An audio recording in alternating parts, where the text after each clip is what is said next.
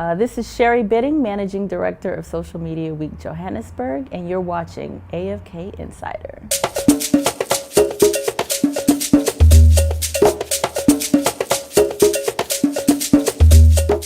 I mean, the one thing, Social Media Week globally is, there's like I was saying earlier, there's a very similar framework that you'll find in most Social Media Week events. And that framework is that it's a citywide event, so there can be a number of events happening throughout the city, but the bulk of events happen in what they call the Social Media Week hub space.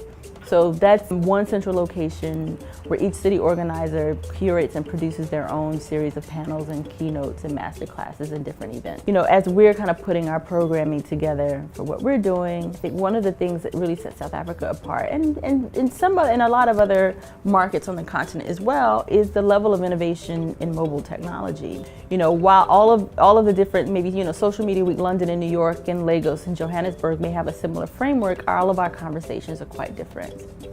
So the global theme is the future of now, always on, always connected.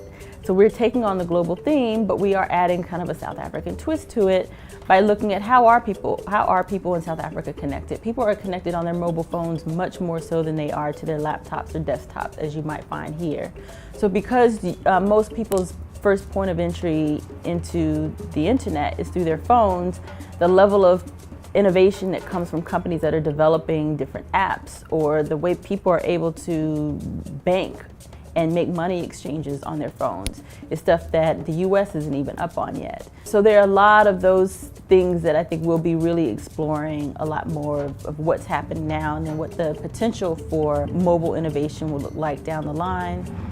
In addition to some of the real deal things that are happening in SA as well, like broadband usage, which is not essentially as available to a wider net of communities. That's data charges, which are really high in SA, which poses a bit of an issue also at times when you think about people's access and being able to afford continuous access to content and information and that sort of thing. So I think from that perspective, we'll be tackling the issues as well as the opportunities that exist on sort of how technology can kind of move the country forward.